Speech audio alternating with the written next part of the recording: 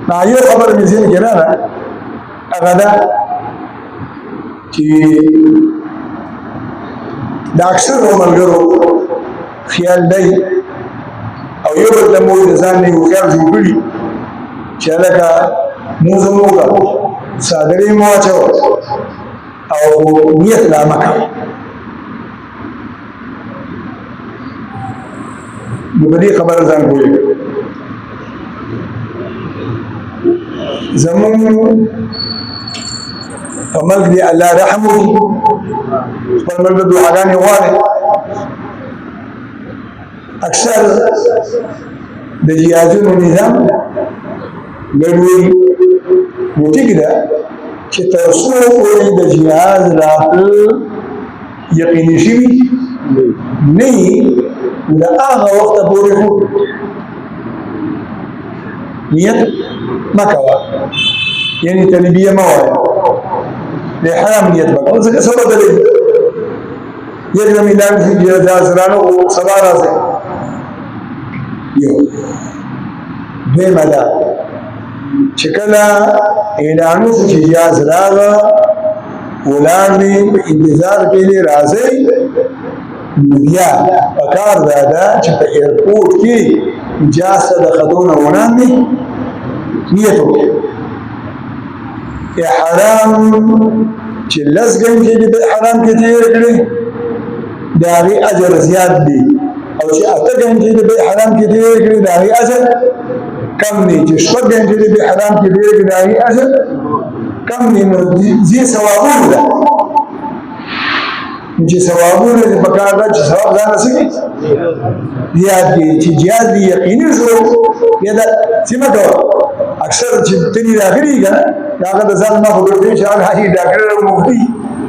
نو بل ملګري چې هلکه بس بېغمه کښېنه بیا چې کله جدې ته جهاز نږدې شي او نیمه ګنټه میقات ته یا شل منټه پاتې شي اعلان وشي چې هلکه میقات راتلو والا دی نیتونه په چا نه کړي نو نیتونه وکړئ نو څه ضرورت چې دا درې څلور ګنټې ته بغیر د احرام نه تېرې کړي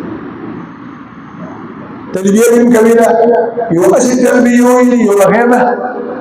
احرام نه دا هسې تلبیه هغه اهمیت نه چې کوم اهمیت د څه کې دی احرام کې دی نو چې جهاز ته وختلې پکار دا ده چې بس پسې څه کښېنې نو احرام دې شي کمپلیټي مکمل او دا ټول سفر دی په احرام کې بیا وروسته مسلې ذکر کوو هغه ځان مستقل بحث دی چې په احرام کې کم کم کارونه منع دي کم کم کارونه جایز دي کم کم کارونه روا دي کم ناروا دي بل څه سوال کولای شي نشته نه کنه ګوره چې ته ګورې چې دا حجر اسود دی او زه چې دې ته ور مخامخ کېږم دوه قدمونه را پاتې دي استلام به نه کړي بالکل برابر بودرېږي خپل اندازه به لګې خپل اندازه به لګې چې زه څه یم برابر اصل یو اصل کې پخوا داسې کار وکړه نه یو منټ پخوا داسې کار و چې کوم بوټ کې حجر اسود لګېدلی دی که نه د هغه بیخ نه ټوله پټه یې راښکلې وه په هغې به دوه قدمونه راتلل د هغه ټوله پټه بالکل د حجر اسود په سیند کې وه او هغه پټه هغه د بارانې پورې رسېدلې وه نو خلک وویل چې نیت تړل استلام دې کړ په دې پټه به ودرېدل لیکن مو خلکو خو ته د خدای الله هدایت وکړي نیت ګوره سترګو بدل کېږي لیکن په هغه پټه به چې یو سړی ولاړ بیا به ولاړ بیا به ټول نو ګڼه ګوڼه به جوړېده رش به جوړېده سعودي خبره هغه پټه څه کړه ورانه یې کړه اوس یې شاته رات لګولی دی د هغه رات ته به ګوري خپلې اندازې ته به ګوري خپل ځکې به یو اندازه لګې چې زما دا ملا دې رات ته ده او زما دا سینه دی حجر اسود ته چې په خپله اندازه کې ته ټیک وي اوس که یو قدم مخکې وروسته شي څه پروا نشته خو چې په خپل زړه کې ستا زړه دا ګوارې کوي چې ته دا مخکې یا وروسته بیا به داسې نه کوي ګران دی ګران ګوره چې کوم حاجیان بالکل اخري جهاز کې چې کوم خلک ځي که نه اخري جهاز کې هغې حج قران کوي حج قران دا دی چې دا یو نیت وتړو که نه